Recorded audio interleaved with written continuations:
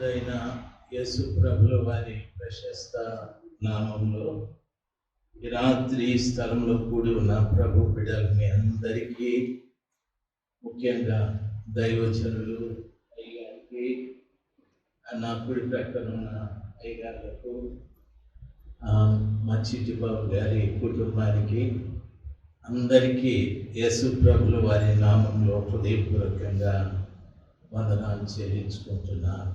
Praise the lord. అందరికీ వందనాలు. Very good. నేను నాకు టైం 8 నుండి 9 వరకు అని చెప్పినారు. ఆయన ప్లేస్ తగ్గించేసి ఒక్కసారిగా పెట్టి కూర్చునే మధ్యలో కదపకుండా. Praise the Lord. హల్లెలూయా. అయ్యగారు, నేను ఎంతసేపు మాట్లాడవచ్చు? నా ఇష్టమైతే వాళ్ళు వెళ్ళిపోతారు. మీరు మొదట దూరం నుండి వచ్చినారన్నారు కదా, కాబట్టి మీరు చెప్తే అంతవరకు మాట్లాడతాను. సరే. ప్రభు నిజంగా మంచి దేవుడు. ఆ గొప్ప దేవుని సన్నిధానంలో ఈ రీతిగా మనం కూడుకోవటానికి ప్రభు కృప దయచేశాడు. ఆ దేవునికి మనం కృతజ్ఞతలు చెల్లించాలి. 2వ సమూయేలు గ్రంథము 7వ అధ్యాయము 18వ వచనం. దావీదు రాజు గారి గురించి ఈ స్థలంలో చెప్పబడిన మాట. దావీదు రాజు లోపల ప్రవేశించి యెహోవా సన్నిధిని కూర్చొని ఇలాగున మనవి చేశాను, నా ప్రభువా యెహోవా, ఇంతగా నీవు నన్ను హెచ్చించుటకు నేనెంతటి వాడను, నా కుటుంబము ఏ పాటిది? ఈ మాట బాగా గమనించాలి. దావీదు గారు లోపల ప్రవేశించి అని అంటారు. దేవుని సన్నిధానంలో, దేవుని మందిరంలోకి వెళ్ళినటువంటి దావీదు గారు ఆయన అంటాడు, నేను యెహోవా సన్నిధిని కూర్చోండి అని అంటాడు. మందిరానికి వచ్చే ప్రతి బిడ్డ ఆలోచన ఏముండాలంటే, నేను యెహోవా సన్నిధిలోనికి వెళుతున్నాననే ఒక మంచి ఆలోచన ఉండాలి. మందిరం వచ్చిన తర్వాత బైబిల్ అంటాది లోపల ప్రవేశించి అని. దేవుని సన్నిధానం వచ్చిన ప్రతి బిడ్డ ఆలోచించాల్సింది, లోపలికి ప్రవేశించి అంటే మనము ఇంటి నుండి వస్తాము, ఆఫీస్ నుండి వస్తాము, ఇంకొక దగ్గర నుండి వస్తాము. ఈ మందిరంలోకి వచ్చిన తర్వాత లోపలికి అంటే యెహోవా సన్నిధిలోకి నేను వచ్చాను అనే భయం మనకు ఉండాలి. యెహోవా సన్నిధిలోకి నేను వచ్చాను అనే ఆలోచన కూడా మనకు ఉండాలి. మనం ఏదో మందిరంలోకి వచ్చిన తర్వాత ఇక్కడ కొన్ని కార్యక్రమాలు మనము పాటించి, ఈరోజు ప్రార్థన ముగిసిపోయింది, తిరిగి ఇంకొక రోజు నేను ప్రార్థనకు రావాలా అని ఆచార సంబంధమైన భక్తిని మనం పాటించకూడదు. మందిరంలోకి వచ్చే ప్రతి బిడ్డ ఆలోచించాల్సింది, నేను యెహోవా సన్నిధిలోకి వచ్చాను, యెహోవా సన్నిధిలోనికి వచ్చానని. మీరు మందిరంలోనికి వచ్చారంటే మీకు ఏమీ ప్రయోజనం లేదు. దేవుని సన్నిధానంలోనికి వస్తే, లోపలికి వస్తే దావీదు అంటాడు, యెహోవా నీ సన్నిధానంలో ఈ రీతిగా ఆయన మనవి చేస్తూ, నా ప్రభువా యెహోవా, ఇంతగా నన్ను హెచ్చించుటకు నేను ఏ పాటివాడు, నా కుటుంబం ఏ పాటిది అని అన్నాడు. ఆయన చేసిన ప్రార్థనలో ఒకటి ఏమిటంటే, తను దేవుడు ఎంతగా హెచ్చించాడో ఆ విషయాలే మాట్లాడుతూ ఉన్నాడు. ఇక్కడ మనం బాగా గమనించాల్సింది, దేవుని సన్నిధానంలోకి వచ్చిన తర్వాత మనం చాలామంది దేవుడు మనల్ని హెచ్చించిన ఆ స్థితిని చెప్పం. దేవుని సన్నిధానంలోకి వచ్చిన తరువాత చాలామంది మనకున్న రోగాలు, మనకున్న కష్టాలు, మనకున్న నష్టాలు, మనకున్న ఇబ్బందులు ఇవి మాట్లాడుతూ ఉంటాం. ఆ రీతిగా మాట్లాడడం వల్ల ఏదైనా ప్రయోజనం ఉందా అంటే ప్రయోజనం కంటే నష్టమే ఎక్కువ ఉంటారు. ఎందుకంటే ఈ స్థలంలోకి వచ్చిన తరువాత ఇద్దరి స్థలంలో ఉంటారు. ఒకరు వాక్యము విత్తునటువంటి ప్రభు ఈ స్థలంలో ఉన్నారు. వాక్యాన్ని విత్తినప్పుడు ఆ విత్తబడిన వాక్యాన్ని ఒక వ్యక్తి గ్రహించకపోతే దుష్టుడు వచ్చి ఎత్తుకుపోతాడని వాక్యం సెలవిస్తారు. అంటే విత్తువాడు ఇక్కడున్నాడు, ఎత్తుకుపోయేవాడు కూడా ఇక్కడున్నాడు అని దాని అర్థం. రెండవది, రాజ్య సంబంధమైన విత్తనములు విత్తినప్పుడు ప్రజలు నిద్రించుచుండగా దుష్టుడు వచ్చి పురుగులు విత్తిపోయేను అని అంటాడు. దేవుని యొక్క వాక్యం ఈ స్థలంలో విత్తబడినప్పుడు దైవ సేవకుడు నిలబడి వాక్యాన్ని విత్తేటప్పుడు నీ హృదయం అనే క్షేత్రంలో ఆ వాక్యం పడాలి. ఆ వాక్యం పడి ఆ వాక్యాన్ని నువ్వు గ్రహించినట్లయితే ఈ దుష్టుడు వచ్చి గురుగులు విత్తాడు. అంటే వాక్యం విన్న తరువాత నీ జీవితంలో నిద్ర ఉండకూడదు. నిద్ర అంటే రెండిటికి సాదృశ్యం. ఒకటి సోమరితనము, రెండవది సమయాన్ని దుర్వినియోగం చేసుకోవడం. చాలామంది బిడ్డలు దేవుని వాక్యం వింటూ చాలా శ్రద్ధగా వింటూ చాలామంది సోమరితనాన్ని పాటిస్తారు. ఉద్యోగంలో సోమరితనం ఉండదు, సంపాదనలో సోమరితనం ఉండదు, కుటుంబాన్ని పోషించే విషయంలో సోమరితనం ఉండదు. అన్నింటిలో చురుకుగా ఉంటాం. మన హృదయంలో విత్తబడినటువంటి వాక్యం విషయంలో చాలా సోమరితనాన్ని చూపిస్తాం. ఈ రీతిగా సోమరితనాన్ని మనం చూపెట్టడం వలన రెండవది, వాక్యాన్ని నిర్లక్ష్యం చేయడం వలన వెంటనే సాతానుడు వచ్చి మన లోపల గురుగులు చల్లేస్తాడని వాక్యం సెలవిస్తారు. ఈ రోజున మన లోపల గోధుమల కంటే గురుగులే ఎక్కువ కనిపిస్తూ ఉంటాయి. ఉదాహరణకు ఒక మాట చెప్తాను. మనలో వాక్యం కంటే ఎక్కువగా కోపం ఉండొచ్చు, వాక్యం కంటే ఎక్కువగా అవిధేయత ఉండొచ్చు, కోపం కంటే ఎక్కువగా వాక్యం కంటే ఎక్కువగా అబద్ధాలు ఉండొచ్చు, వాక్యం కంటే ఎక్కువగా మోసాలు ఉండొచ్చు, వాక్యం కంటే ఎక్కువగా అన్యాయాలు ఉండొచ్చు, ఇతరుల మీద ద్వేషం ఉండొచ్చు.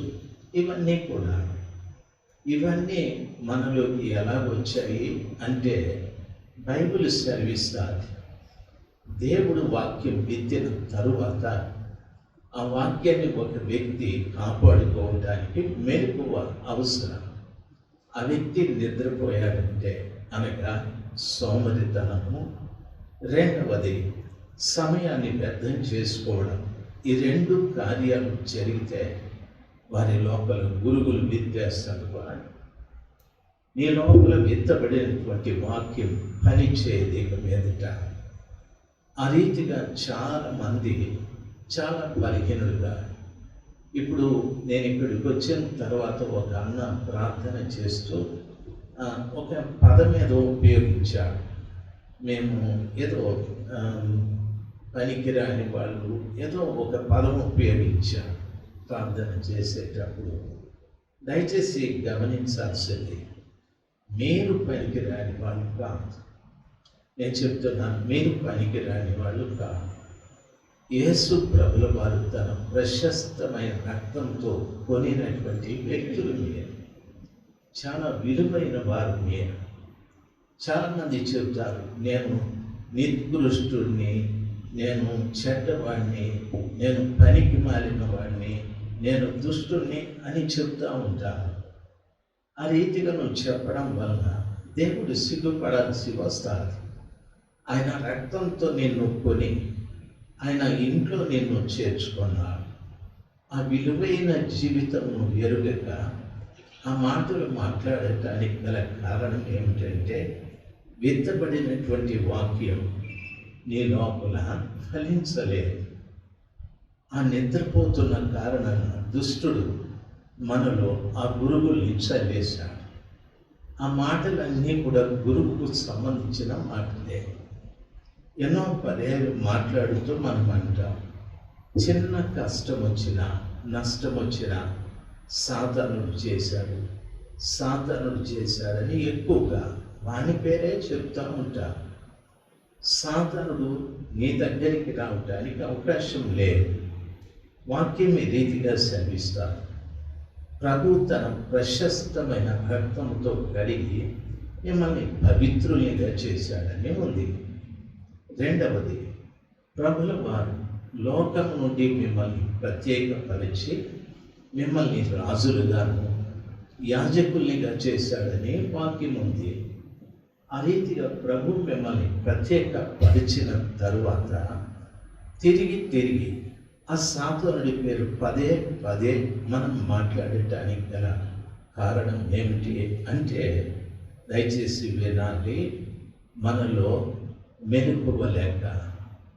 మెలకువలేని కారణాన దేవుడు రాజ్య సంబంధమైన విత్తనాలు విత్తినది నిజమే, కానీ మెలకువలేని కారణాన దుష్టుడు ఆ గురుగుల్ని విత్తేశాడు. మనము కొనబడిన వారమే, మనము కడగబడిన వారమే, మనం ప్రత్యేకించబడిన వారమే, కానీ దేవుని రాజ్య సంబంధమైన విత్తనాలు మన లోపల లేవు. కారణం ఏమిటి అంటే, మనము సమయాన్ని దుర్వినియోగం చేస్తున్నాం. రెండవది, సోమరితనాన్ని కలిగి ఉన్నాం. అన్ని విషయాల్లో సులువుతనంగానే పనిచేస్తాం, కానీ దేవుని విషయంలో అంత చురుకుదనం మనకు లేదు. అందుకు బైబిల్ సెలవిస్తారు, వారు నిద్రించుచుండగా దుష్టుడు వచ్చి గురుగుల్ని చల్లి వెళ్ళిపోయాడని. ఈరోజున సంఘంలో విత్తువాడు ఉన్నారు, గురుగులు చల్లేవాడు ఉన్నారు, విత్తువాడు ఉన్నారు, ఎత్తుకుపోయేవాడు ఉన్నారు. కాబట్టి ఇద్దరి మధ్యలో ఈ సంఘం నిలబడి ఉంది. సంఘం అనుదానికంటే ఒక విశ్వాసి నిలబడి ఉన్నారు. నీ లోపల ఎవరు ఎక్కువ పని చేస్తున్నారో ఆలోచించాలి. విత్తువారా, ఎత్తుకుపోవారా, గోధుమలు చల్లేవారా, గురుగుల్ని చల్లేవారా? ఎవరు నీలో పని చేస్తున్నారో నీవు మాట్లాడే మాటల్ని బట్టి, నువ్వు చేసే పనుల్ని బట్టి, నీ ఆలోచన విధానాన్ని బట్టి, నీ తలంపులు బట్టి నీకు అర్థమవుతుంది నాలుగు ఎవరు ఎక్కువగా పనిచేస్తున్నారు అని. దేవుని పిల్లలు గమనించాల్సింది, ఈ మందిరంలోకి వచ్చిన తర్వాత అయ్యగారు ప్రార్థించండి అంటే మనము అరగంట ప్రార్థించవచ్చు, తప్పేమీ లేదు. గంట ప్రార్థించవచ్చు, తప్పేమీ లేదు.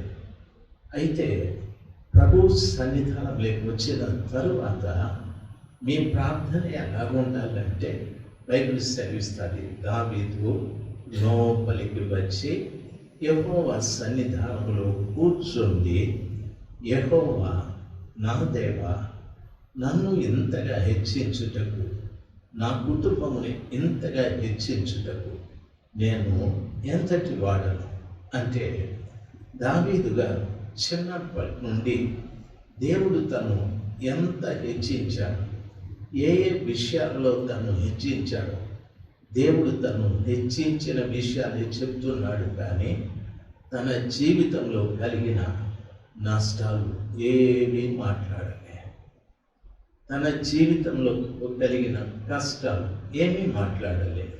ఎందుకంటే దేవుని సన్నిధానంలో నువ్వు కూర్చున్నావు కాబట్టి ఓ తండ్రి ఉన్నాడు. ఆ తండ్రికి ఒక కుమారుడు ఉన్నాడు. ఆ కుమారుడు తండ్రి దగ్గర కూర్చొని, నాయన మీరు నాకు మంచి డ్రెస్ తీసిచ్చారు, చాలా థ్యాంక్స్ అండి. నాకు సైకిల్ కూడా కొనిచ్చాను, చాలా థ్యాంక్స్ అండి.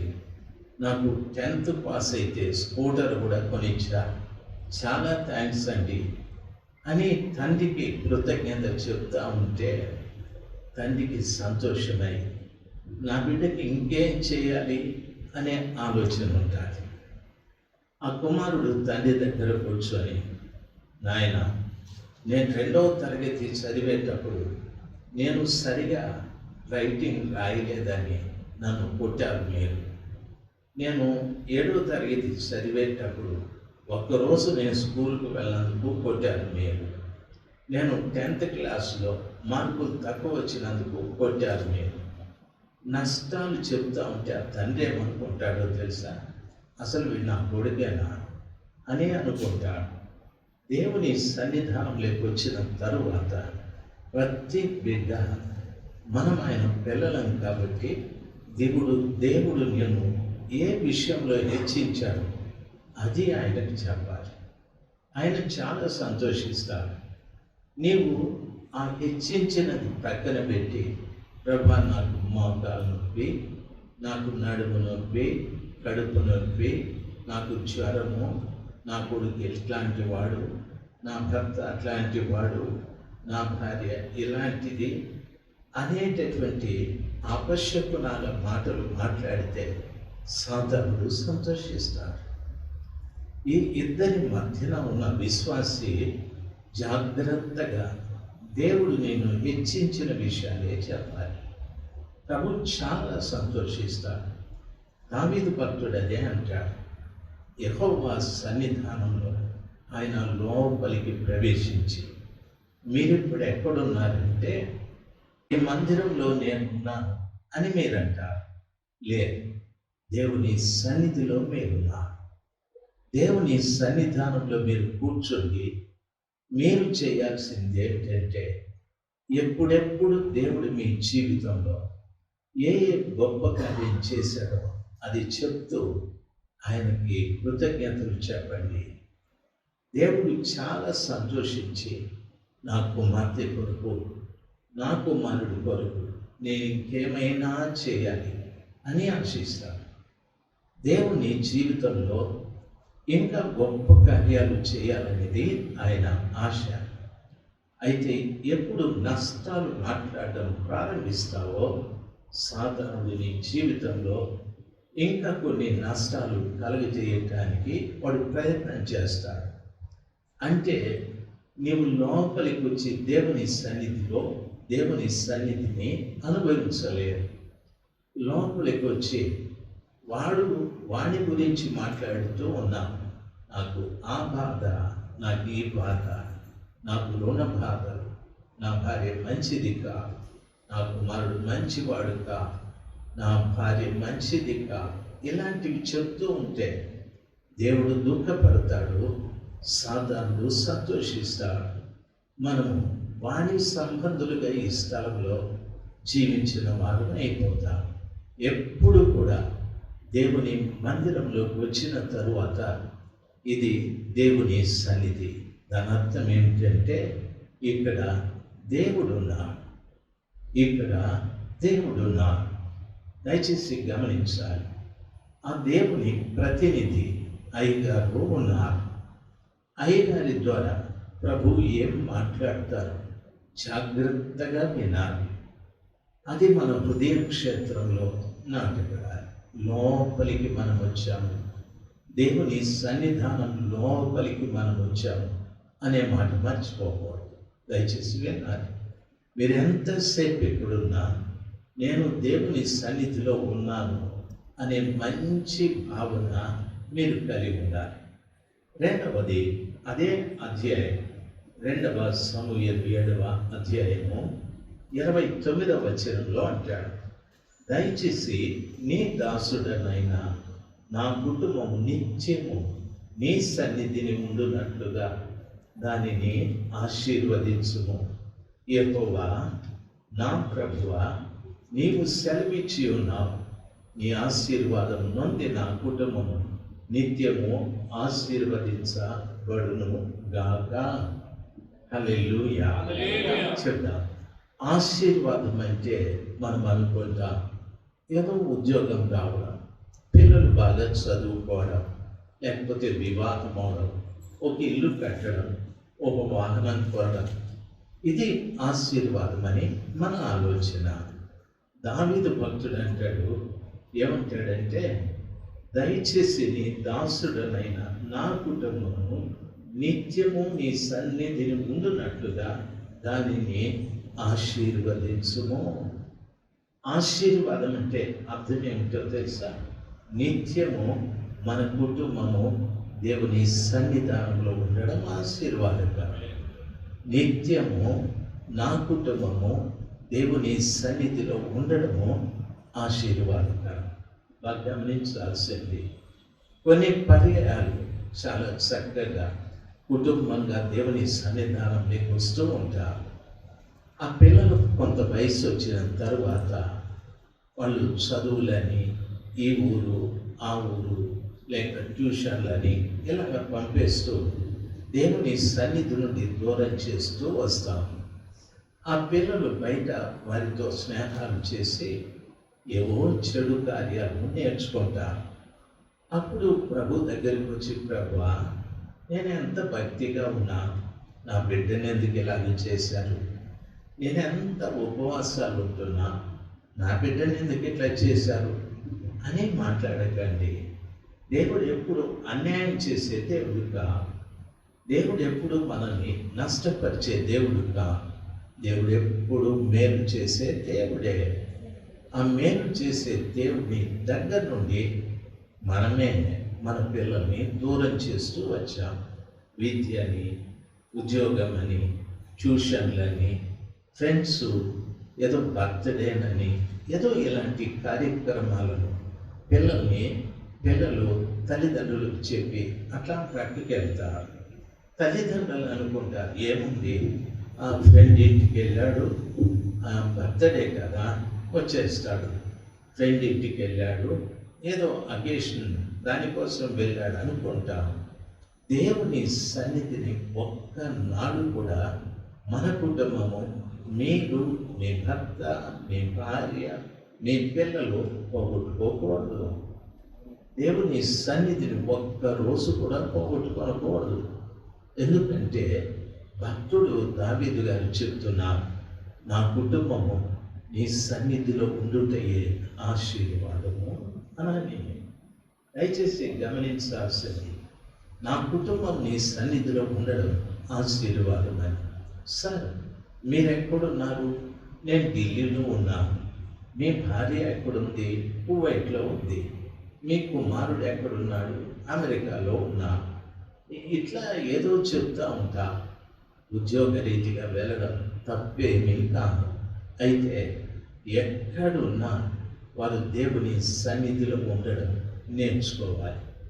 ఆ మాటలు మీకు అర్థమవుతుంటే ఓసారి హల్లెలూయా చెప్పండి. పొరపాటును కూడా నా కుటుంబం అంటే భర్త, భార్య, పిల్లలు అనేటటువంటి చక్కటి సంబంధము దేవుని సన్నిధిలో ఉండడమే ఆశీర్వాదం.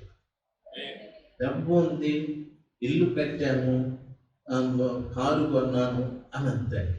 కారు మీరేనా కొనింది? ఢిల్లీలో ఎంతమంది కొనలే? యేసుదాస్ గారు, ఇల్లు మీరేనా కట్టింది? ఎంతమంది కట్ల ఢిల్లీలో ఇంట్లో? అవునా కాదా? గోల్డ్ ఎంతమంది కట్టినారు? వాళ్ళు ఏం చెప్పుకోవాలా? అది కాదు. నీ కుటుంబం అంతా దేవుని సన్నిధానంలో. ఈరోజు ఉదయం ఒక దైవ సేవకుడితో నేను మాట్లాడుతూ ఉంటే ఆ దైవ సేవకుడు నాకు ఒక షాక్ లాంటి వార్త చెప్పాడు. ఆ చెప్పిన సమాచారం ఏమిటంటే, మా జీవితంలో మాకు ఏదైనా శోధన వచ్చినప్పుడు మేము, మా భార్య, మా పిల్లలు ఆ కుటుంబంలో చైన్ ప్రేయర్ చేస్తాము అని అన్నాం. చైన్ ప్రేయర్ చేసేటప్పుడు భర్త వయసు వేరు, భార్య వయసు వేరు, బిడ్డల వయసు వేరు ఉంటారు.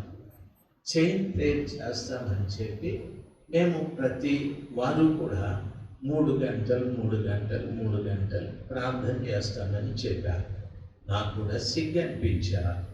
దయచేసి గమనించాల్సింది, ఆ కుటుంబం ఆ రీతిగా ప్రార్థించి శోధన జయించే ఆ శక్తిని వాళ్ళు సంపాదించుకుంటున్నారని చెప్పారు.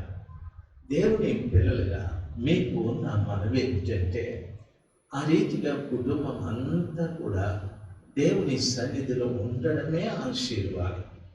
మనము అవి ఇవి సంపాదించుకోవడం అనేది కాదు. దేవుని సన్నిధానంలో నీవు ఉంటే నీకేది అవసరమో ఆయనకు తెలుసు, నీకేం కావాలో ఆయనకు తెలుసు. భక్తుడైనటువంటి దావీదు గారు బాగా వినాలి. చూడండి, ఆ యొక్క యెరూషలేములో ఎవరు లేరా?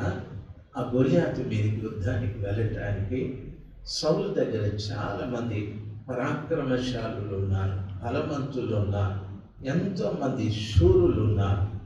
ఒక్కడు వెళ్ళలేదు.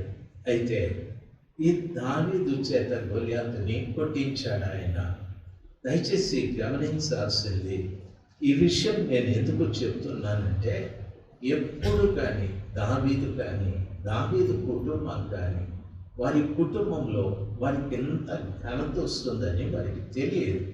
అయితే దావీదు నిత్యము ఆ సర్వశక్తిమంతుడైన దేవుని పాదాల చెంత గడిపెట్టేటువంటి వాడు. ఆయన గూర్చి బైబిల్ చాలా చక్కగా చెప్తారు. ఆ రీతిగా మన కుటుంబము దేవుని సన్నిధానంలో ఉంటే దేశంలో ఎవరికి లేని భాగ్యాన్ని మీ పిల్లలకు దేవుడు దయచేస్తాడు. దేశంలో నన్ను గమనించాల్సింది, ఆ ఇశ్రాయేలీయుల దేశంలో ఎవరికి లేని భాగ్యాన్ని దావీదుకి ఇచ్చాడు. దేవుని పిల్లలుగా అంటున్నాడు, దేవా నాకు బంగారం ఉందయ్యా, వెండి ఉంది, రాగి ఉంది, ఎత్తడి ఉంది, ఓ బలమైన సైన్యం ఉంది, పరాక్రమశాలులు ఉన్నారు, ఎంతో ఉంది నాకు. అయితే నాకు ఇవన్నీ కూడా ఆశీర్వాదం కాదు. ఈ ధనం, జనం, ఫలం ఇది కాదు ఆశీర్వాదం. నా కుటుంబం అంతా నీ సన్నిధిలో ఉంటేనే అది నాకు ఆశీర్వాదం అని చెప్పాడు.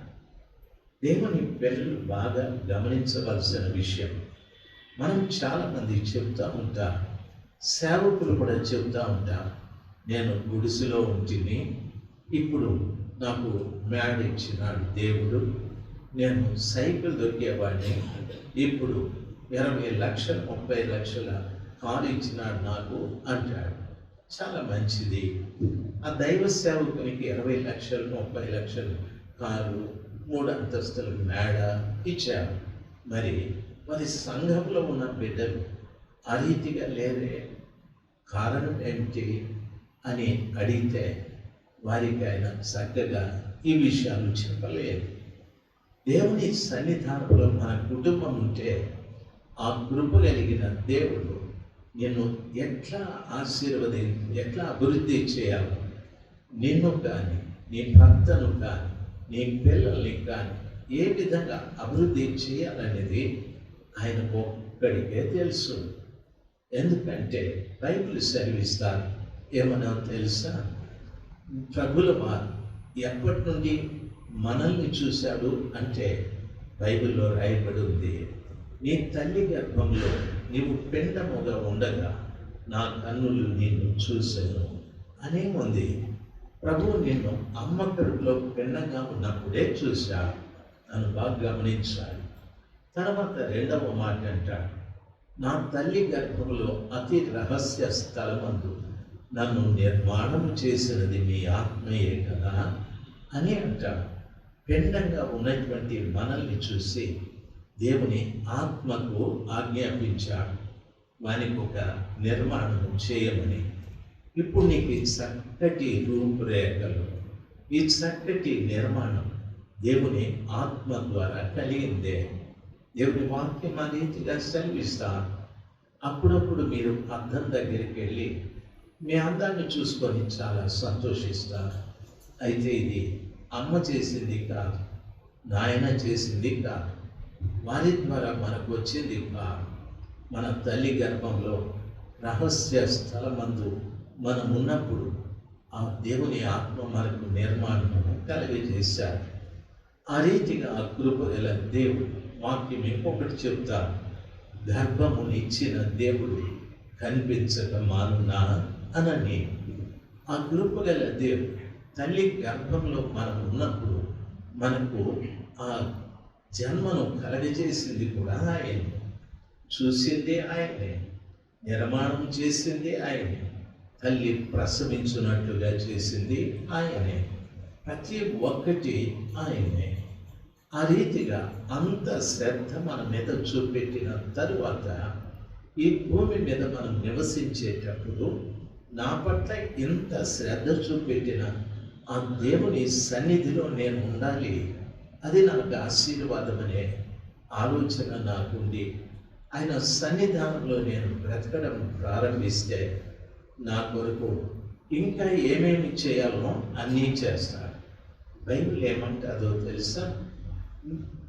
నీ తల్లి గర్భంలో రూపింపబడక మునిపే నీ జీవిత గ్రంథాన్ని రాసిన వాడును నేనే అని చెప్పా. మన జీవిత గ్రంథాన్ని మనం ఎంత కాలం బ్రతుకుతామో ఆ బ్రతికిన కాలమంతా మనకి ఏమేమి అవసరమో, ఎవరెవరు అవసరమో, ప్రతి ఒక్కటి కూడా ఆ కృపగల దేవుడు గ్రంథస్థం చేసి పెట్టాడు. సార్ నన్ను గమనించాలి, పిండంగా ఉన్నప్పుడు నిన్ను చూశాడు, నీకు నిర్మాణము కలగజేయమని దేవుని ఆత్మకు ఆజ్ఞాపించాడు. అమ్మ గర్భంలో ఉన్నప్పుడు ప్రసవము కూడా ఆయనే కలుగజేశాడు. ఆ రీతిగా జీవిత గ్రంథాన్ని కూడా ఆయనే రాశాడు. ఇంత నాకు ఆధారమైన దేవుడు ఇంకెంతో చేయాలని ఉంది. అయితే ఆయన ద్వారా నేను పొందుకోవటానికి నా జీవితంలో నేను చేయాల్సింది ఆయన సన్నిధానంలో నేను బ్రతకడం నేర్చుకోవాలి.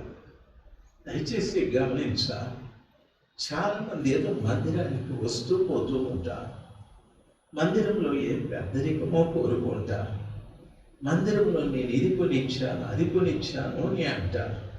దయచేసి గమనించాల్సింది, మీరు కొనివ్వకపోతే ఎవరో ఒకరు కొనిస్తారు, లేకపోతే మీరు చేయకపోతే ఎవరో ఒకరు చేస్తారు.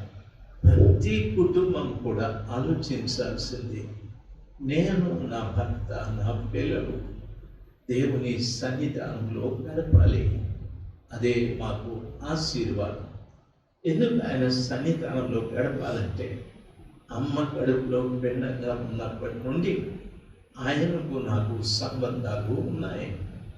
తల్లి నాకు జన్మనిచ్చిన తర్వాత ఆయనతో సంబంధాన్ని పోగొట్టుకోకూడదు, ఆయనతో సంబంధాన్ని ఇంకా పెంచుకోవాలి. దయచేసి గమనించాలి, దేవుని పిల్లలుగా మీకు నా మనవి, ఆ రీతిగా దేవునితో సంబంధాన్ని పెంచుకోవడం ప్రారంభిస్తే నీ జీవిత గ్రంథాన్ని రాసింది నేనే అన్నాడు కదా. అప్పుడు ప్రభుల వారు ఏ వయస్సులో నీకేం చేయాలో, ఏ సమయంలో ఏం చేయాలో అది చేస్తూ వస్తాడు ఆయన. ఆయన నీ జీవితంలో ఏ కాలంలో ఏం చేయాలో, ఆడబిడ్డకు తన వయసులో ఏ కాలంలో ఏ ధర్మాన్ని జరిగించాలో, మగబిడ్డకు తన వయసులో ఏ కాలంలో ఏ ధర్మం జరిగించాలో అన్నీ జరిగిస్తూ ఆ బిడ్డల్ని తన గుప్పెట్లో ఉంచుకొని చిన్నగా ఆయన అభివృద్ధి చేస్తూ వస్తారు. భక్తుడైన దావీదు అంటాడు కదా, ఏమంటాడు? యెహోవా యందు భయభక్తులు కలిగి ఆయన త్రోవల యందు నడుచు వారందరూ ధన్యులు, నిశ్చయముగా వారి చేతుల కష్టాతీతాన్ని వారు అనుభవిస్తారు. అతని భార్య అతని లోగిట ఫలించు ద్రాక్ష వలె ఉంటుంది. ఆయన పిల్లలు భోజనపు బల్ల చుట్టూ ఒలివ మొక్కల వలె ఉంటారు అని చెప్పారు. ఈ మాట మనందరికీ తెలుసు, కానీ మన కుటుంబం ఆ రీతిగా లేదు కదా. మన పరిస్థితులు ఆ రీతిగా లేవు కదా. చాలామంది భార్యను బట్టి ఏడ్చేవారు, భర్తను బట్టి ఏడ్చేవారు, పిల్లల్ని బట్టి ఏడ్చేవారు ఉన్నారు కదా. ఆ వాగ్దానం నాకెందుకు వర్తించలేదు అని అడిగితే దానికి కారకుడు దేవుడు కాదు, దానికి కారకుడను నేనే. ఎందుకు అంటే పిండము నుండి నాతో సంబంధం కలిగిన ఆ గొప్ప దేవుడు, నాకు జన్మనిచ్చిన ఆ గొప్ప దేవుడు, నా జీవిత గ్రంథాన్ని రాసిన ఆ గొప్ప దేవుని సన్నిధానంలో నేను గడపలేకపోయాను. ఆయన సన్నిధానంలో నేను దేని కారణాన నా కొరకే రాసిన జీవిత గ్రంథం ప్రక్కకు పెట్టేశాను.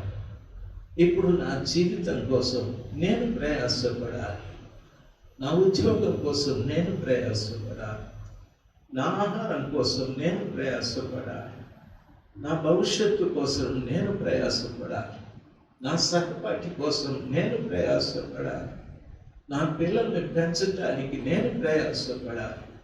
ఎందుకంటే ఆయన సన్నిధిలో లేవు కాబట్టి. దయచేసి నన్ను గమనించాలి. నా మాటలు అర్థమవుతున్న బిడ్డలు ఒకసారి హల్లెలూయా చెప్దాం. కాబట్టి నేను మందిరానికి వచ్చాను, దయచేసి ఆ రీతిగా దేవుని సన్నిధిలోకి వచ్చాను. దేవుని సన్నిధిలోకి వచ్చాను. ఇక్కడ దేవుడు ఉన్నాడు, దేవుని ప్రతినిధిగా మా దైవ సేవకుడు ఉన్నాడు. ఆయనకు దేవుడిచ్చిన కృపను బట్టి రాజ్య సంబంధమైన విత్తనాలు విత్తుతూ ఉంటాడు. నా హృదయం అనే క్షేత్రం తెరిచి ఆ విత్తనాన్ని నేను ఇందులో వేసుకోవాలి.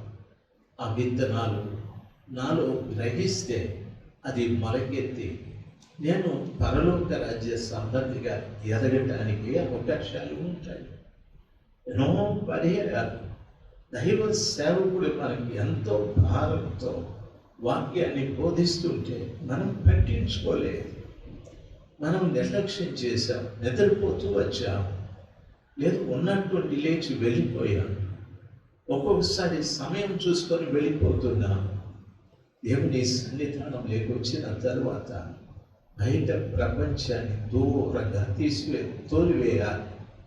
నేను దేవుని సన్నిధానంలో ఉన్నానని ఆయన నీవు జాగ్రత్తగా గడపడానికి నేర్చుకోవాలి.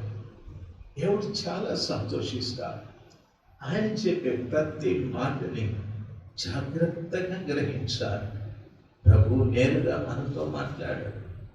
ఆయనకు ఒక ప్రతినిధి ఉన్నాడు, ఆ దైవ సేవకుని ద్వారా మాట్లాడుతూ ఉంటాడు. ఆ ప్రతి మాట దేవుడు నాతో మాట్లాడుతున్నాడు. చాలా వినయపూర్వకంగా, హృదయపూర్వకంగా వాటిని అంగీకరించాలి. ఆ రీతిగా చేసినప్పుడే నీ జీవితంలో నీవు దేవుని ఆశీర్వాదాన్ని పొందుకోవటానికి అవకాశాలు ఉంటాయి. నీ కొరకు రాసిన ఆ జీవిత గ్రంథాన్ని దేవుడు ప్రక్కకు పెట్టాడు, తన దగ్గర ఉంచుకొని ఆయా సమయాలలో ఏం చేయాలో అది చేస్తూ వస్తాడు. అంటే నీ ప్రయత్నమే లేకుండా, నీ జ్ఞానంతో పని లేకుండా, నీ ప్రయత్నమే లేకుండా, నీ జ్ఞానముతో పని లేకుండా, నీ ప్రయాసపడకుండా ఆ కృపగల దేవుడు నీకు తెలియకుండా నీ కొరకు ఏమేం చేయాలనుకుంటున్నాడు అవన్నీ చేస్తూ వస్తాడు.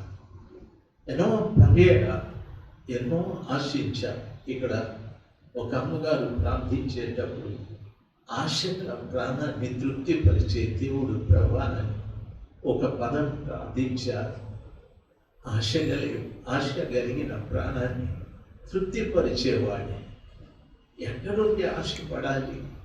ఆయన సన్నిధిలో ఉండి ఆశపడాలి. ఆయన సన్నిధిలో ఉండి ఆశపడేవారు శరీర సంబంధమైన విషయాలు ఆశించాలి. ఆయన సన్నిధిలో ఉండి ఆశించేవారు ఆత్మ సంబంధమైన విషయాలు ఆశిస్తారు. వాటిని ప్రభు దయచేస్తారు. అంతేకాని వాక్యం మనకేదో తెలుసని దానికి దేనికో వర్తింపచేసి నాకు ఈ వాక్యం ప్రకారంగా అది దయచేయి, ఈ వాక్య ప్రకారంగా అది దయచేయని మాట్లాడుకోవడం. దేవుడు ఎప్పుడు కూడా ఈ శరీరంతో ఆయనకు సంబంధం లేదు. దేవుడు ఎప్పుడు కూడా లోపటున్న అంతరంగ పురుషుడితో ఆయనకు సంబంధం. నీ లోపటున్నటువంటి అంతరంగ పురుషుడితో సంబంధం. ఆయన సన్నిధానంలోకి వచ్చిన తరువాత ఈ శరీరాన్ని ప్రకటన పెట్టాలి. అంతరంగ పురుషుడితో దేవునితో మాట్లాడడం నేర్చుకోవాలి. ఆ సర్వశక్తిమంతుడైన దేవునితో కలుసుకోగలిగింది నీ లోపటున్న ఆత్మ ఒక్కటే, శరీరం కాదు. శరీరంతో నువ్వు ప్రార్థించడం ప్రారంభిస్తే ఆచార సంబంధమైనది. సమరయ స్త్రీ ప్రభుతో చెప్తుంది, మేము ఆ పర్వతం మీద దేవుని ఆరాధించేవారమని.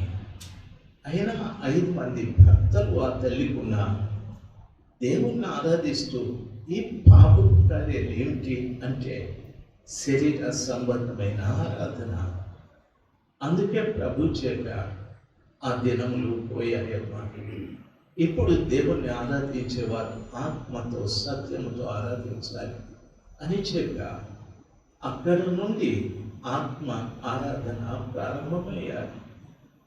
అక్కడ నుండి ప్రతి బిడ్డ లోపలికి వచ్చి దేవుని సన్నిధానంలో కూర్చోవడం నేర్చుకోవాలి.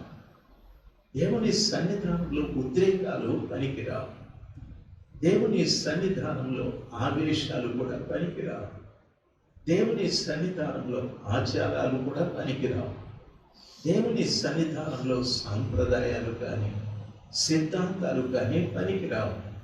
దేవునికి కావలసింది నీ లోపటున్న అంతరంగ పురుషుడు, దేవుని ఆత్మ. ఇద్దరు కలుసుకోవాలి. ఇద్దరు ఒకరితో ఒకరు మాట్లాడుకోవాలి. ఆ రీతిగా నువ్వు ఎదగాలి.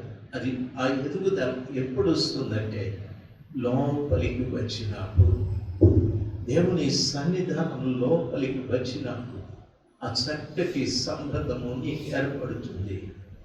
దేవుని సన్నిధానంలోకి వచ్చిన తరువాత ఈ శరీరము, శరీర సంబంధమైన కార్యాలు, ఈ శరీర సంబంధమైనటువంటి కోపాలు, ఉద్రేకాలు, పగ, ఇవన్నీ నీలో నుండి ప్రక్కకు తొలగిపోతాయి. ఓ శ్రేష్టమైన వ్యక్తిగా నీవు మారిపోతావు. నీకు తెలుస్తుంది, నీలో కలిగే మార్పు నీకు బాగా స్పష్టంగా అర్థమవుతూ ఉంటుంది. దేవుని వాక్యం ఆ రీతిగా సెలవిస్తుంది. ఆ విషయాన్ని పౌలు చెప్పాడు. ఆత్మానుసారులు ఆత్మ కార్యాల మీద మనసుంచుతారు, శరీరానుసారులు శరీర కార్యాల మీద మనసుంచుతారు. చూడండి, ఇప్పటికి కూడా కొంతమంది మీద మనకు కోపాలు ఉన్నాయి, అనుమానాలు ఉన్నాయి, ద్వేషాలు ఉన్నాయి, పగ ఉంది. ఇవన్నీ ఎందుకు? శరీరం పనిచేస్తూ ఉంది కాబట్టి. ఇంకా ఈ వ్యక్తి దేవుని సన్నిధానంలోకి రాలేదు. ఈ వ్యక్తి దేవుని సన్నిధానంలోకి వస్తే శరీరం పూర్తిగా నశిస్తుంది. దానికి సంబంధించిన గుణ లక్షణాలన్నీ చనిపోతాయి. ఆత్మ సంబంధమైన వ్యక్తిగాను బ్రతకడం ప్రారంభిస్తారు. బైబిల్ ఆ రీతిగా సెలవిస్తారు. ఇంకొక విషయాన్ని కూడా చెప్తాను. బైబిల్లో 2వ రాజుల గ్రంథము 4వ అధ్యాయం 33వ వచనం. 2వ రాజుల గ్రంథము 4వ అధ్యాయం 3వ వచనం. బైబిల్ ఈ రీతిగా సెలవిస్తారు. తానే లోపలికి పోయి వారిద్దరే లోపల ఉండగా తలుపు వేసి యెహోవాకు ప్రార్థన చేసి మంచము మీదికి ఎక్కి బిడ్డ మీద తను చాచుకొని తన నోరు వారి నోటి మీదను, తన కళ్ళు వారి కళ్ళ మీదను, తన చేతులు వారి చేతుల మీదను ఉంచి బిడ్డ మీద పొడుగుగా పండుకొనగా ఆ బిడ్డ ఒంటికి వెంట పుట్టాడు.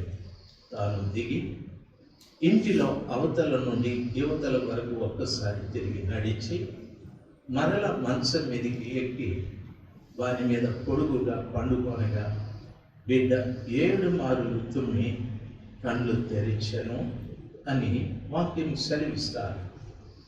ఇది ఎలీషా ప్రవక్త శూనేమీరాలు కుమారుడి విషయంలో జరిగిన సంఘటన నన్ను గమనించాలి. శూనేమీరాలకు చక్కటి కుమారుని దేవుడు ప్రసాదించాడు. ఆ శూనేమీరాలు కుమారుడు ఇప్పుడు తండ్రి దగ్గరికి వెళ్ళాడు. తండ్రి పొలంలో పనిచేస్తూ ఉన్నాడు. కుమారుడు అంటున్నాడు, నా తలపోయేనే అని చెప్పి ఆయన బాధపడుతుంటే తల్లి దగ్గరికి తీసుకెళ్ళమన్నాడు. ఆయన చనిపోయాడు. ఆ బిడ్డ చనిపోయిన తర్వాత శూనేమీరాలు ప్రవక్త దగ్గరికి ఆమె మనిషిని పంపారు.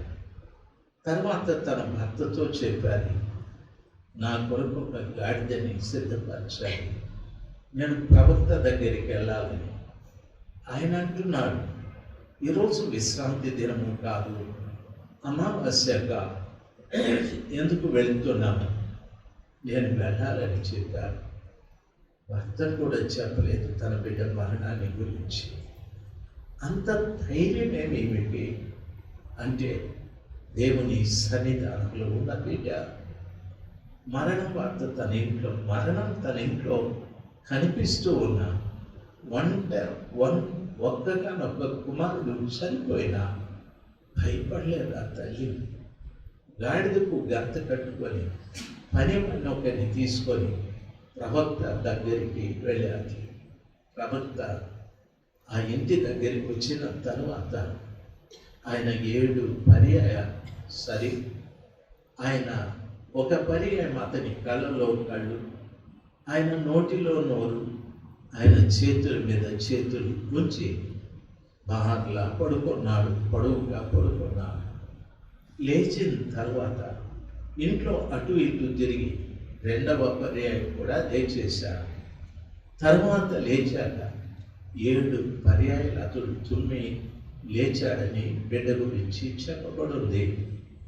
బైబిల్ సెలవిస్తుంది చూడండి, తానే లోపలికి పోయి వారిద్దరే లోపల ఉండగా అని వాక్యం సెలవిస్తారు. ఇప్పుడు చనిపోయినటువంటి బిడ్డ గురించి తల్లి లోపలికి పోవాలి. తాను ఆ బిడ్డ మరణం ఏంటో ప్రవక్తకు తాను చెప్పాలి. అయితే తానే లోపలికి వెళ్ళి ప్రవక్త లోపలికి వెళ్ళాడు. ఆ లోపల మరణం ఉంది, ఆ లోపల ప్రవక్త ఉన్నాడు. మరణానికి పేరు లేదు, ప్రవక్తకు పేరు ఉంది, ఎలీషా. ఎలీషా అంటే యెహోవా రక్షణ. మరణానికి ఎందుకు పేరు లేదు అంటే మరణం ఏ రూపంలోనైనా రావచ్చు. బైబిల్ సెలవిస్తారు, పాపం వలన వచ్చు జీతం మరణమని బైబిల్ సెలవిస్తారు. ఎన్నో రకాల పాపాలు చేసి ఆత్మీయంగా చనిపోతూ ఉన్నారు బిడ్డలు. మీ పట్టణంలో, మీ ఇరుగిళ్ళు, మీ పొరుగిళ్ళు, మీ ఎదురిళ్ళు ఎంతోమంది బిడ్డలు చనిపోయారు ఆత్మీయంగా. దయచేసి గమనించాలి.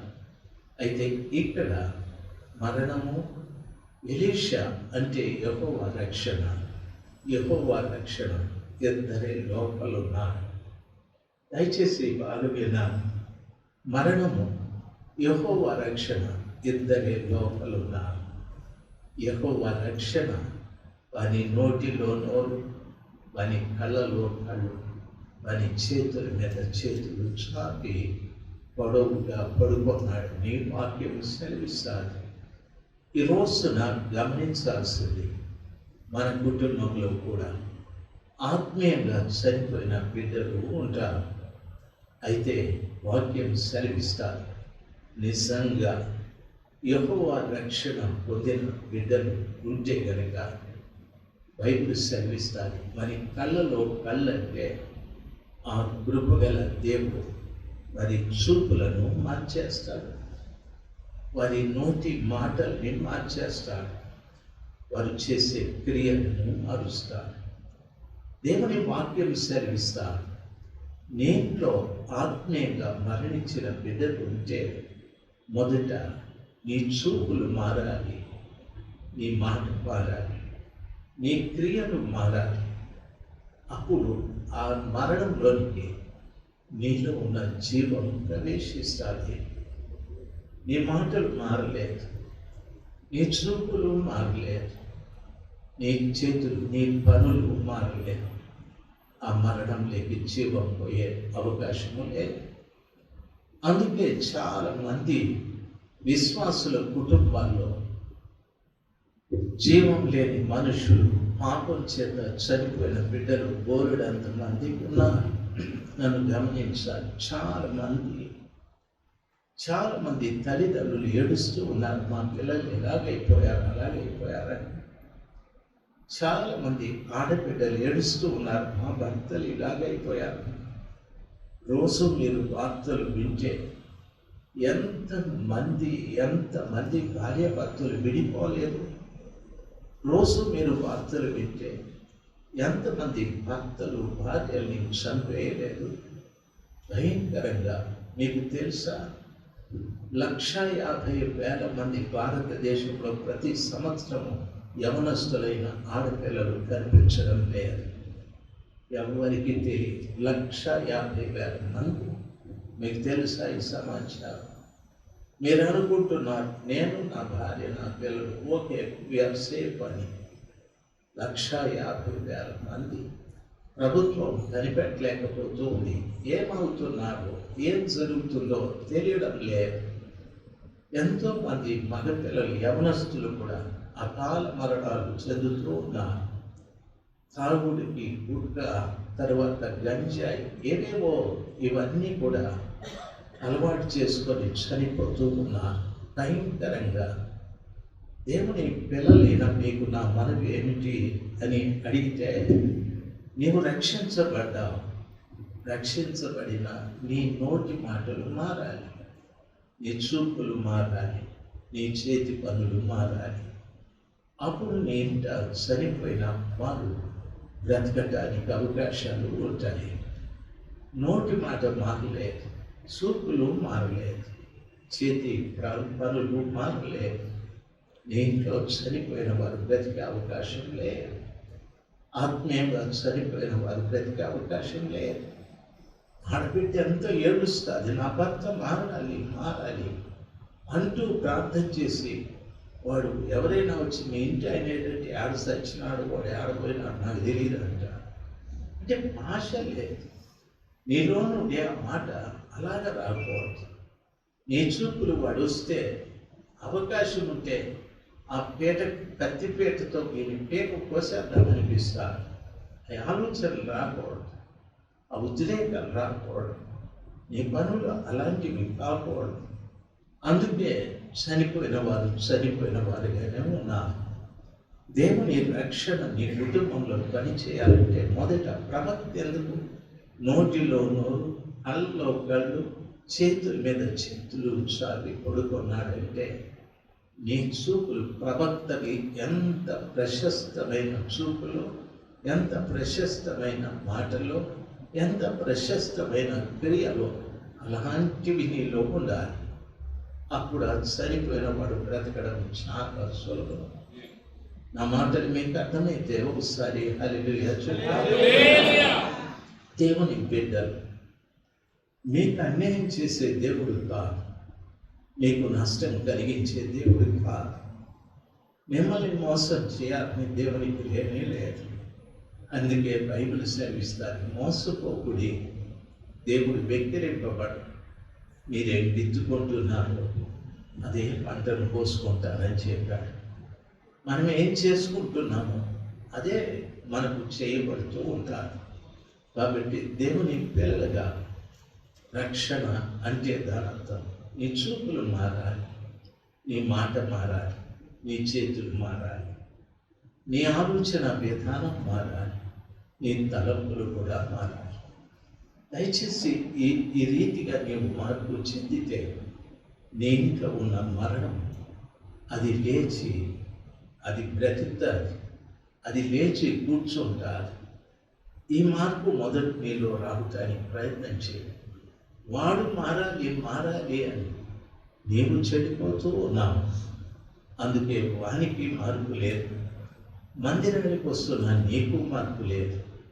మార్పు లేని కారణాన ఆ ఇంట్లో సావు ఉంది, ఆ ఇంట్లో రక్షింపబడ్డానని చెప్తూ చచ్చిపోయిన వాడు ఉన్నాడు. ప్రయోజనమే ముందు చెప్పండి. నా మాటలు మీకు అర్థమవుతున్నాయి అనుకుంటా. దయచేసి మీరు మారాలి. మీ హృదయాల్లో ఎంత వేదన ఉందో, ఎంత దుఃఖం ఉందో తెలుసు. ఏడుస్తారు మీరు, ఉపవాసాలు ఉంటారు. ప్రభువు కావాల్సింది మీ ఏడుపు కాదు, ప్రభువు కావాల్సింది మీ ఉపవాసం కాదు. ప్రభువు కావాల్సింది గంటలు గంటలు నేను మందిరంలో పరిచర్య చేస్తాననేది కాదు. ప్రభువు కావాల్సింది నీ చూపులు మారాలి, నీ మాటలు మారాలి, నీ చేతులు చేసే పనులు మారాలి. అవి మారితే చనిపోయిన జీవం బ్రతుకుతాది, చనిపోయిన జీవం బ్రతుకుతాది. దయచేసి గమనించాల్సింది, దేవుని వాక్యం ఆ రీతిగా సెలవిస్తాను. కాబట్టి లోపల ప్రవేశించి యెహోవా సన్నిధానంలో కూర్చున్న దావీదు, దేవా నన్ను నా కుటుంబము ఎంతగా హెచ్చించబడుటకు నేనెంతటి వాడను. ప్రభు మందిరంలోకి వచ్చిన ప్రతి బిడ్డ ఎప్పుడు ప్రభు నీకు చేసిన గొప్పతనాన్ని చెప్పుకుంటూ రండి. అవలక్షణాలు లేక నష్టాలు కష్టాలు దయచేసి చెప్పద్దు. దేవునికి ఇష్టం లేదు, దేవునికి ఇష్టం లేదు. గమనించాల్సి ప్రైజ్ ది లార్డ్ చెప్పండి, హల్లెలూయా. లోపలికి వచ్చిన తరువాత దేవుడు నేను హెచ్చించిన స్థితిని చెప్తూ చెప్తూ చెప్తూ ఉంటే నీ లోపల కృతజ్ఞత పెరుగుతూ ఉంటుంది దేవుని పట్ల. దేవుడు చూసి ఇంకెన్ని మేలు చేయాలో ఆయన దగ్గర ఉన్నాయి, అవన్నీ చేయడం ప్రారంభిస్తాడు. నీకే కాదు, నీ భార్యకే కాదు, నీ పిల్లలకు కూడా ఆయన మేలు చేసే దేవుడు ఉన్నాడు. హల్లెలూయా. కాబట్టి నీవు లోపలికి వచ్చిన తర్వాత మరణం ఉంది, అయితే రక్షించబడిన నీవు ఆ మరణాన్ని జీవంగా మార్చాలి అంటే నీ మాట మారాలి, నీ చూపు మారాలి, నీ క్రియలు మారాలి. ఇవి మారకుండా ఆ మరణించిన వ్యక్తిని బ్రతికించాలనుకుంటే కుదిరే కార్యం కాదు. చాలామంది మార్పు లేకుండా వాళ్ళని బ్రతికించడానికి ప్రయత్నాలు చేస్తూ ఉంటారు. విఫలమైపోతాం. మూడో విషయాన్ని చెప్తాను. దయచేసి యోహాను సువార్త 10వ అధ్యాయం 9వ వచనం బైబిల్ సెలవిస్తుంది. నేనే ద్వారము, నా ద్వారా ఎవడైనాను లోపల ప్రవేశించిన ఎడల వాడు రక్షింపబడిన వాడై లోపలికి పోవచ్చు, బయటికి వచ్చుచు మేత మేయుచుండును. హల్లెలూయా. నాతో పాటు ఈ మాట చెప్పండి, నేనే ద్వారమును, నా ద్వారా ఎవడైనను లోపల ప్రవేశించిన ఎడల వాడు రక్షించబడిన వాడై లోపలికి పోవచ్చు, బయటికి వచ్చుచు మేత మేయుచుండును. హల్లెలూయా. Praise the Lord. ప్రభు అంటున్నాడు, నేనే ద్వారం, నా ద్వారానే ఎవడైనా లోపల ప్రవేశించాలి. మీరు ఈ మందిరంలోనికి ఎవరి ద్వారా వచ్చారు? ఈ లోపలికి ఎవరి ద్వారా మీరు వచ్చారు? దయచేసి గమనించాలి. ఈ మందిరంలోనికి ఎవరి ద్వారా మీరు వచ్చారు? బాగా వినాలి. ఒక ఆయన చెప్పుకుంటాడు, అమ్మ నీకు కడుపు నొప్పి, మా పాస్టర్ గారి దగ్గరికి రా, ప్రార్థన చేస్తాడు, బాగైపోతాడు. కడుపు నొప్పి ద్వారా వచ్చినాడు ఇక్కడికి. ఇంకొక ఆయన వచ్చినాడు, నా కొడుకు ఉద్యోగం రాదే, మావాడు మా పాస్టర్ ప్రార్థన చేస్తాడు, మీ కొడుకు ఉద్యోగం వస్తుంది రా అని అంటే ఉద్యోగం కోసం వచ్చినాడు ఇక్కడికి. కూతురికి పెళ్ళి కాలే, మా అయ్యగారు ప్రార్థన చేస్తే మీ కూతురికి పెళ్ళి అయిపోతుంది, కూతురు పెళ్లి కోసం వచ్చాం. పెళ్లి తీసుకొచ్చారు ఇక్కడికి, ఉద్యోగం తీసుకొచ్చారు, కడుపులోకి తీసుకొచ్చారు, కాములోకి తీసుకొచ్చారు. ప్రభు అంటాడు, వెరీ పర్టికులర్, వాట్ ఈస్ చూడండి, నా ద్వారా ఎవడైనా లోపలికి ప్రవేశిస్తే, ఒక మనిషి ఎట్లా రావాలంటే ప్రభువు ద్వారా రావాలి. ఎవరి ద్వారా రావాలి? ప్రభు ద్వారా రావాలి. యేసుదాస్ గారు, మీరు ఎట్లా వచ్చారు అంటే, నా ఫ్రెండ్ ఈ చర్చికి వచ్చేవాడు, అందుకని వాడు నేను కలుసుకుంటామని వచ్చినాను. ఫ్రెండ్ ద్వారా వచ్చినాను. ఒకడు కడుపు నొప్పి అని వచ్చినాను, ఒకడు పెళ్ళి అని వచ్చినాడు, ఒకడు పెడాకులని వచ్చినాడు, ఒకడు విడాకులని వచ్చినాడు, ఒకడు రాగి ఆకులని మర్రి ఆకులని వచ్చినాడు. నా ద్వారా ఎవడైనా లోపల ప్రవేశిస్తే, ప్రభులు అని అంటున్నా, నీవు నా ద్వారా వచ్చావా లోపలికి? ఇంకా దేని ద్వారానైనా వచ్చావా? మన వాళ్ళు సేవకులు కూడా అదే హైలైట్ చేస్తారు కదా. అయ్యగారు ప్రార్థన చేస్తే అది జరుగుతుంది, ఇది జరుగుతుంది అంటే పొలమని వెళ్ళిపోతా. అయ్యగారు వాక్యం చెప్తానంటే వాడు రాడు. ఎందుకంటే అయ్యగారికి స్వస్థత వరం లేదంట, అయ్యగారికి ప్రవచన వరం లేదు. ఆ పక్క చర్చిలో వాడు రూమ్ అంటే ఏదో జరిగిపోతుంది, షేమ్ అంటే ఏదో జరిగిపోతుంది, మంత్రాజ్ఞానాలు. ప్రభు అంటాడు, నా ద్వారా ఎవడైనా లోపలికి ప్రవేశిస్తే, దయచేసి వినాలి. ఎవరి ద్వారా రావాలి? మనము ఎవరి ద్వారా రావాలి సార్? ఆయన పేరు చెప్పండి. ఎవరి ద్వారా రావాలి? గట్టిగా చెప్పండి అమ్మా. ఎవరి ద్వారా రావాలి? గట్టిగా వీళ్ళంత బాగా చెప్పు. మీరు చెప్పండి. మా వీళ్ళ సౌండ్ పెరిగింది. మీరు కొంచెం పెంచండి. దాసు గారు వీళ్ళు పెంచినారు, మరి మీరు అమ్మా డౌన్ అయిపోయింది. ఎన్నిసార్లు చెప్పేది మేము అన్నట్టు ఇంట్లో అలిగినట్టే అలగకూడదు. మా పౌరుషం రావాలా? ఎవరి ద్వారా రావాలి? యేసు ప్రభు ద్వారానే రావాలి. ప్రభు ద్వారానే మీరు రావాలి. ప్రభు ద్వారా వచ్చినటువంటి వాడు ఏం చేస్తాడంటే, నా పాపాలు క్షమించు ప్రభానని పశ్చాత్తాపడి లోపల కూర్చుంటాడు. నేను పాల్గొని ప్రభా నన్ను రక్షించమని పశ్చాత్తాపడి లోపలికి వస్తాడు. ఆయన ద్వారా వచ్చినటువంటి వాడు ఏం చేస్తాడంటే, వాడు లోపలికి వస్తాడు, బయటికి పోతాడు, లోపలికి వస్తాడు, బయటికి పోతూ మేత మేయుచుండును అని అంటాడు. దాని అర్థం ఏమిటో తెలుసా? నువ్వు దేవుని సన్నిధానంలోకి వస్తావు, తిరిగి లోకంలోకి కూడా పోతావు, అయినా లోకస్తుడిగా మారిపోవు. దేవుని సన్నిధానంలోకి వచ్చిన బిడ్డ, దేవుని ద్వారా వచ్చిన బిడ్డ బయటికి వెళ్ళిన లోపలికి వచ్చిన ఏమి మేస్తుంటాడంటే, ఆయన వాక్యం అనే ఆహారాన్ని మేస్తూ ఉంటాడు. ప్రభు చెప్పాడు. ఈరోజు నా సంఘము దయచేసి గమనించాల్సింది, వాక్యం అనే ఆహారం కాదు. దేవుడు అద్భుతాలు చేస్తాడా? దేవుడు మహత్కార్యాలు చేస్తాడా? దేవుడు సూచక్రియలు జరుగుతాడా? దేవుడు మా నెత్తిన నూనె జరుగుతాడా? మా మీద నీళ్లు జరుగుతాడా? ఇట్లా పరిగెత్తుకొని వెళ్ళిపోతా ఉన్నా. ఈ జనాంగం అంతా ఒక్క రోజున అక్కడ కనిపించారు. ఈ వీళ్ళు కూడా కనిపించారు. ఎవరు? ఈ మంత్రాలు చేసేవాళ్ళు, వీళ్ళంతా కూడా కనిపించారు.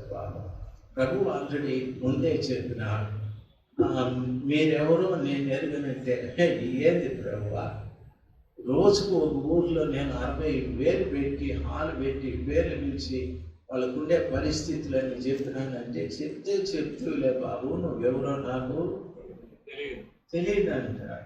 ఒక ఆయన అంటాడు, స్వామి నేను అద్భుతాలు కూడా చేసినాను స్వామి, ఇంట్లో నడవమన్నాను, మూగోళ్ళు మాట్లాడమన్నాను, అవన్నీ నీకు తెలియదా అని అంటే ప్రభు అంటాడు, బాబు నీవు నా ద్వారా రాలే, వాడు నా ద్వారా రాలే, మీరెవరో నాకు తెలియదు.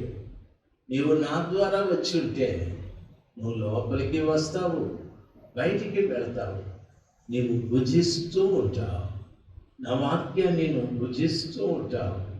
అది లేదే, మీకు వాక్యం చెప్పేది లేదే. ఏదో అద్భుతాలు అంటున్నావు, ఏవో సూచక్రియలు అంటున్నావు. నీ ముందు కూర్చున్న ప్రజలకు మేత ఏది బాబు? మేత లేదు. ఏదో నువ్వు చెప్పే మాయ మాటలు విని ఆహా ఓహో రాజశేఖర్ గారు అట్టెట్టోడు ఇట్టెట్టోడు అని వెళ్ళిపోతా ఉన్నారు బాబు. నా పేరు ఒక్కడు చెప్పలేదయ్యా.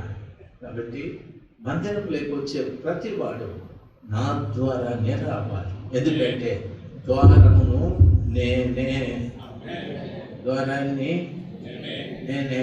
కొన్ని ఆఫీసుల్లో, కొన్ని షాపింగ్ మాల్స్లో, ఎయిర్పోర్ట్లో వాళ్ళు మెయిన్ గుమ్మం దగ్గర పెడతారు.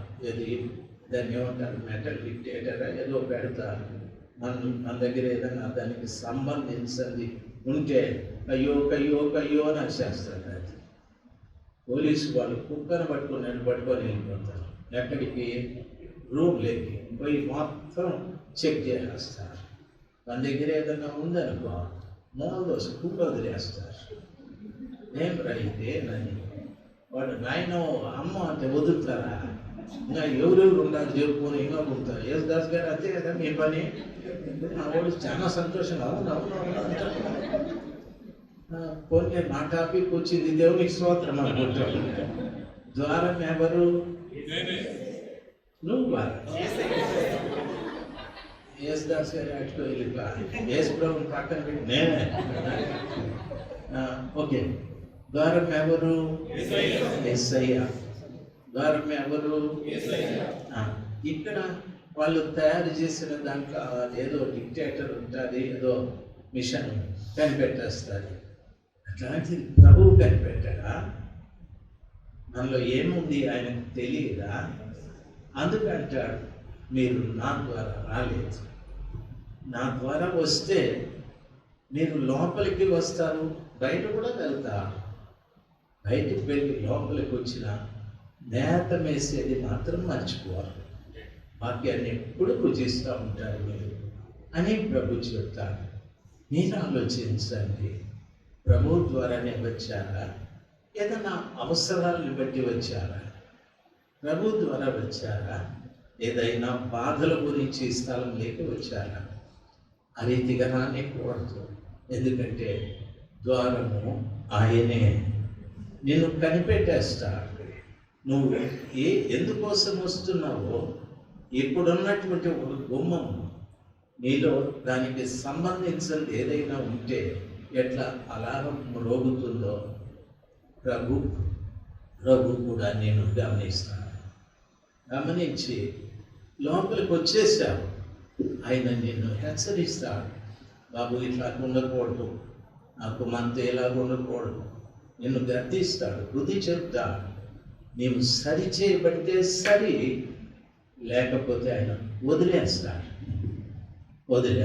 ప్రభు వదిలేస్తే ఇంకా మన పరిస్థితి చాలా దారుణంగా మారిపోతాయి. మన జీవితాన్ని ఇంకా మార్చేవాడు ప్రపంచంలో ఎవరు?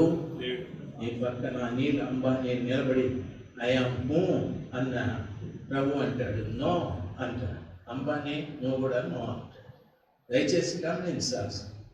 ఆ తర్వాత అధ్వాని వచ్చిన నీ పేరు ఇంకా అధ్వానం అయిపోతాడు. మోడీ వచ్చిన నీ పని మోడీ అయిపోతాడు.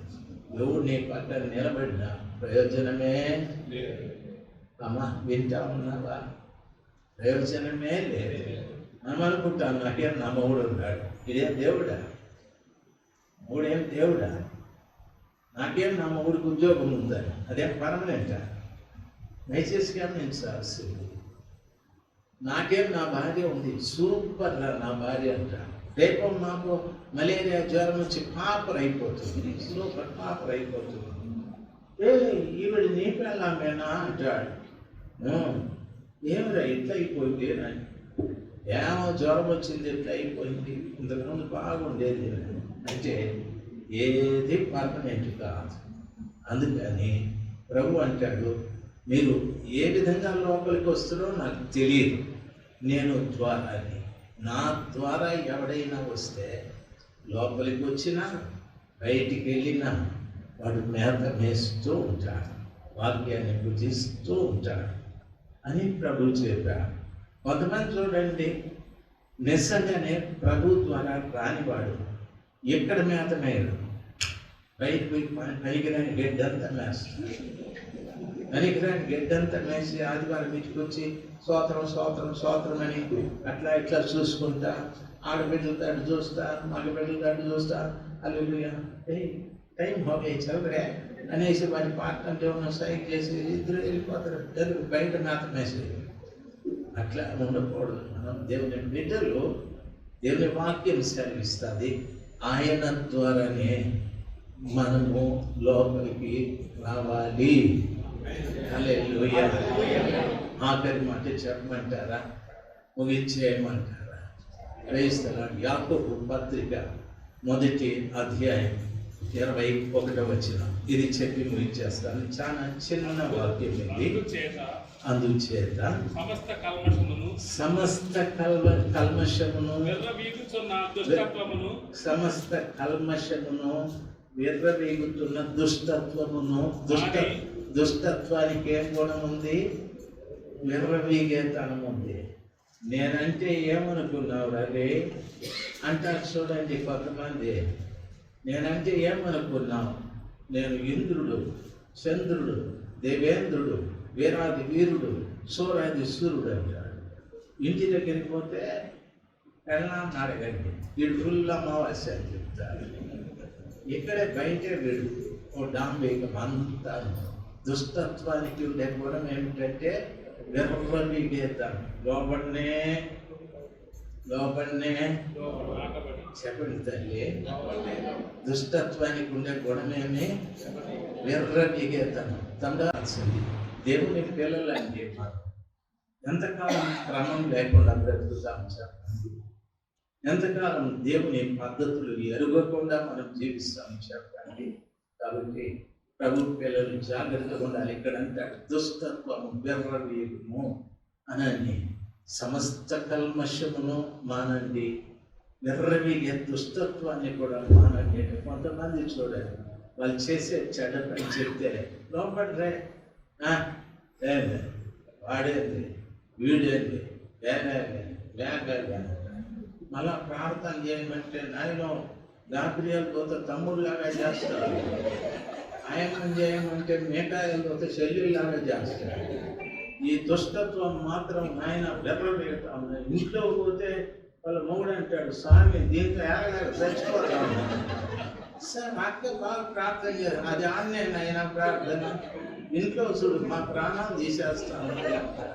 దయచేసి గమనించాల్సింది ప్రభు పిల్లలు, ఆ దుష్టత్వము మనలో ఉండనే అందరు చెప్పాలి సార్. దుష్టత్వం మనలో ఉండనే. దుష్టత్వం అంటే దుష్టుని యొక్క తత్వము అని అర్థం. అంటే సైతాను యొక్క గుణాలు మనలో ఉండకూడదు. సాతాను గుణాలు ఉంటే మనం విర్రవీగేది ఎక్కువ. పౌలు భక్తుడు అంటాడు, సరే బాగా యాకోబు భక్తుడు అంటాడు, మీరు సమస్త కల్మషమును విర్రవీగు దుష్టత్వమును మాని తర్వాత చదివేస్తారు. లోపల నాటబడి మీ ఆత్మలను రక్షించుటకు శక్తిగల వాక్యమును సాత్వికముతో అంగీకరించుడి.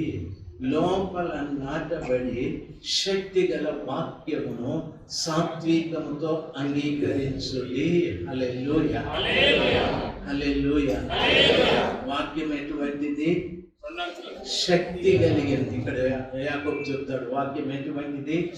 శక్తి గల వాక్యమును మీ లోపల సాత్వికముతో నాటుకోండి అంటాడు. వాక్యాన్ని ఏం చేయమంటాడు? సాత్వికముతో నాటుకోండి అంటాడు. సార్, మీరు ఎప్పుడైనా పొలం పని చేసేటప్పుడు, నాట్లు వేసేటప్పుడు, ఒక అమ్మగా నాట్లు ఎట్లా వేస్తారు సార్? ఆ బురద చేనులో దిగి ఆ చీర కట్టుకొని ఆ చేతిలో నారు తీసుకొని ఇట్లా ఒక్కొక్కటి నాటింది ఎప్పుడైనా చూసినారా? ఎగిరి దూక్కుంటా ఆ రోటి ఏడోటి వేస్తే రైతు ఏమంటాడు? దానికేమో ఎర్రిపట్టిందా కొవ్వు పట్టిందా? నాటుకొని లేకపోతే బయట పోమని ఏంద్ర ఎదురే నాటింది అని కూడా దొక్కేస్తుంది. ఇది సైతాన్ అంటారా లేదా? చాలా వినయంగా నడుము లాగేస్తూ ఉంటారు. భుజాలు లాగేస్తూ ఉంటాయి. అయినా తల్లి ఓపికగా నాటుతూ ఉంటారు. వాక్యం సెలవిస్తుంది. మీరు వినే వాక్యం శక్తి కలిగిన వాక్యం. మీరు వినే వాక్యం శక్తి కలిగిన వాక్యం. సాత్వికముతో మీ లోపల నాటుకునుడి. సాత్వికముతో మీ లోపల నాటుకునుడి. దయచేసి వినాలి. వాక్యాన్ని మీరు నాటుకుంటే వాక్యమే ఫలించడం ప్రారంభిస్తారు. వాక్యమే ఫలిస్తారు. పనికిరాని నాటుకుంటే చూడండి, సమస్త కల్మషమును ఎర్రగిగే దుష్టత్వము మనలో నుండి తీసివేసుకోవాలి. లేకపోతే వాక్యాన్ని మనం సాత్వికంతో నాటుకోలేము. చాలామంది హృదయాలలో వాక్యం ఇంకా నాటపడలేదు సార్. వాక్యం ఇంకా నాటపడలేదు. ఈ కల్మషము దుష్టత్వము ఎర్రబీగుతూ ఉన్నాయి. నాకేమంటే నేను సాఫ్ట్వేర్. దయచేసి వినాలి. యేసు ప్రభులు వారు పిలిచేటప్పుడు మొట్టమొదట సాఫ్ట్వేర్ రండి అంటాడా? అదేం ఇంటర్వ్యూనా? లేదు. పరలోకానికి పిలిచేటప్పుడు నో సాఫ్ట్వేరు, నో ఇంకొక వేరు లేదు. ఏం లేదు? పాస్టర్ గారు నాకు బాగా అనిపిస్తాను. సాఫ్ట్వేర్ లేదు, హార్డ్వేర్ లేదు, మీడియం వేరు లేదు, ఏ వేరు లేదు. దయచేసి గమనించాల్సిన సంఘమా, ఇక్కడికి రమ్ము అని పిలిచినప్పుడు సాత్వికముతో లోపల ఎవరు వాక్యము నాటుకొని ఉంటారో ఆ బిడ్డలు ఎత్తబడతారు. దయచేసి గమనించాల్సింది, ఆయన ద్వారా లోపలికి వెళ్ళి బయటికి వెళ్తూ లోపలికి వస్తూ మేత మేయించుంటూ ఉండువారు ఎత్తబడతారు. అంతేగాని ఈ సంఘం ఎత్తబడతారు. చాలామంది చెప్తారు, మా సంఘంలో ఉంటే మీరు పరలోకానికి పోతారు. ఇదేం టూరా? బస్సు ఉట్టేసుకొని వెళ్ళిపోయేదానికి. పరలోకానికి ఏదైనా స్పెషల్ బస్సులు ఉన్నాయా? గమనించాల్సింది. ఇటు నుండి తాజ్మహల్ టూర్ వేస్తున్నాం రండి అని పిలుచుకొని పోయేదానికి అదేం టూరా? పరలోకం అది. మీకు అర్థమైతా ఉంటారు. పరలోకానికి పోవటానికి ఒక వ్యక్తికి కావలసిన క్వాలిటీస్ చచ్చినట్టు ఉండాల్సిందే. అవి లేకపోతే మనం దేవుని రాజ్యంలోకి ప్రవేశించలే. అందరూ కళ్ళు మూసుకున్నాం. మహిమగల దేవుని పాదాల చెంత కళ్ళు మూసుకొని ప్రభుని అడుగుదాం. దావీదు లోపలకు ప్రవేశించాడు మీ సన్నిధానంలోకి. తండ్రి, తను మీరు ఎంత హెచ్చించారో అవే మాట్లాడారు స్వామి. తన జీవితంలో కూడా ఎన్నో కష్టాలు, ఎన్నో నష్టాలు, ఎన్నో అవమానాలు, నిందలు ఉన్నాయి, బాధలు ఉన్నాయి. అవి చెప్పుకోలేదయ్యా. తను హెచ్చించిన విషయాలే చెప్తూ వచ్చాడు. తండ్రి, ఈ బిడ్డలు మేము